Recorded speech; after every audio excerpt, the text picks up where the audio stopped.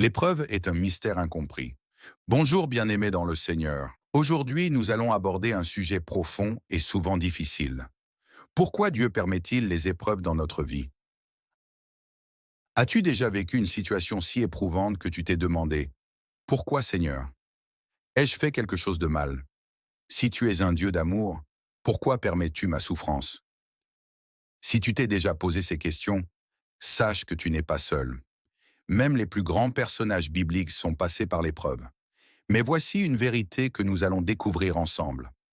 L'épreuve n'est jamais sans but. Dieu l'utilise pour t'élever, te fortifier et t'emmener dans une plus grande dimension de bénédiction. Reste bien jusqu'à la fin, car je vais partager des clés bibliques, un témoignage puissant et une prière pour t'encourager dans ton épreuve. Pourquoi Dieu permet l'épreuve? La Bible nous enseigne que rien n'arrive par hasard. Dieu est souverain et il a un plan pour chaque situation, même les plus difficiles. Romains 8, 28 dit « Nous savons du reste que toutes choses concourent au bien de ceux qui aiment Dieu, de ceux qui sont appelés selon son dessein. » Les épreuves testent notre foi. Le livre de Jacques 1, 2, 3 dit « Mes frères, regardez comme un sujet de joie complète les diverses épreuves auxquelles vous pouvez être exposés, sachant que l'épreuve de votre foi produit la patience. Quand nous traversons des moments difficiles, notre véritable foi est révélée. La foi ne se mesure pas dans les temps faciles, mais dans l'épreuve. Imagine un arbre aux racines faibles. Dès qu'une tempête arrive, il est déraciné. Mais un arbre aux racines profondes résiste même au vent violent. Les épreuves nous forcent à nous enraciner en Dieu. Elles nous rapprochent de Dieu. Quand tout va bien, nous avons tendance à nous reposer sur nos propres forces. Mais quand l'épreuve arrive, nous réalisons notre dépendance totale à Dieu. Le livre de Psaume 34, 19 nous dit « Le malheur atteint souvent le juste, mais l'Éternel l'en délivre toujours. » Dieu ne veut pas nous voir souffrir, mais il veut que nous apprenions à dépendre totalement de lui. C'est souvent dans la douleur que nous prions avec le plus de sincérité. Dans l'épreuve, nous apprenons à écouter Dieu avec un cœur humble. Les épreuves nous préparent à une plus grande bénédiction. Sache que l'épreuve d'aujourd'hui est souvent la préparation pour la promotion de demain. 1 Pierre 5, 10 nous enseigne ceci. « Après que vous aurez souffert un peu de temps, le Dieu de toute grâce vous perfectionnera, vous affermira, vous fortifiera et vous rendra inébranlable. » Dieu utilise les épreuves comme une formation spirituelle pour nous préparer à de plus grandes responsabilités. Nous avons l'exemple de Joseph que l'épreuve a mené à la gloire. Son histoire est l'un des plus beaux exemples de comment Dieu transforme une épreuve en bénédiction. Trahi par ses frères et vendu comme esclave. Emprisonné injustement après avoir refusé de pécher avec la femme de Potiphar. Oublié en prison malgré son aide aux autres. Le livre de Genèse 50 au verset 20 dit « Vous aviez projeté de me faire du mal, Dieu l'a changé en bien. » Cependant, la souffrance de Joseph l'a préparé à devenir gouverneur d'Égypte, sauvant des milliers de vies, y compris sa propre famille. Je te rassure que ce que l'ennemi voulait utiliser pour ta destruction, Dieu peut le transformer en une élévation. Comment rester fort dans l'épreuve? Garde les yeux sur Dieu, pas sur le problème.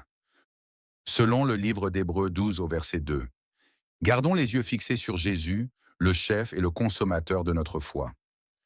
Plus tu te focalises sur le problème, plus il te semblera grand. Fixe ton regard sur celui qui a toute autorité sur la tempête. Reste fidèle dans la prière et la louange. Le psalmiste pouvait dire dans le livre de Psaume 34 au verset 2, « Je bénirai l'Éternel en tout temps, sa louange sera toujours dans ma bouche. » La louange change notre perspective et libère une atmosphère de victoire. Le livre des Actes 16, 25 à 26 nous enseigne que Paul et Silas, en prison, ont chanté des louanges et les chaînes se sont brisées. Quand tu loues Dieu dans l'épreuve, tu ouvres la porte au miracle. Médite la parole de Dieu. Dans Josué 1er chapitre 8e verset, la parole dit « Que ce livre de la loi ne s'éloigne point de ta bouche. Médite-le jour et nuit. La parole de Dieu est un bouclier contre le découragement et les mensonges de l'ennemi. Sois patient. Dieu a son propre timing. » Comme il est dit dans le livre d'Ecclésiaste 3.1, « Il y a un temps pour tout, un temps pour toutes choses sous les cieux. » Dieu ne répond pas toujours immédiatement, mais il agit toujours au bon moment. Lazare était mort depuis 4 jours, mais Jésus l'a ressuscité. Même quand tout semble fini, Dieu a encore le dernier mot. Je te donne un témoignage inspirant. Dieu ouvre toujours une meilleure porte. Une sœur en Christ a perdu son emploi du jour au lendemain. Inquiète pour sa famille, elle a persévéré dans la prière et la louange. Quelques mois plus tard, elle a reçu une offre d'emploi inattendue, avec un meilleur salaire et de meilleures conditions. Il est écrit dans Jérémie 29:11, « Car je connais les projets que j'ai formés sur vous, dit l'Éternel. » Retiens ceci, Dieu ne t'a pas abandonné. Il transforme l'épreuve en victoire. Continue à prier, louer et méditer sa parole. Une prière pour vous. Seigneur, étends ta main puissante sur chaque personne qui regarde cette vidéo. Remplis chaque cœur de paix et d'espérance. Rappelle-leur que tu es au contrôle et que rien n'échappe à ton amour.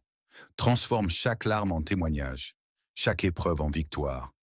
Que ta force les soutienne et que ta lumière éclaire leur chemin. Au nom puissant de Jésus. Amen.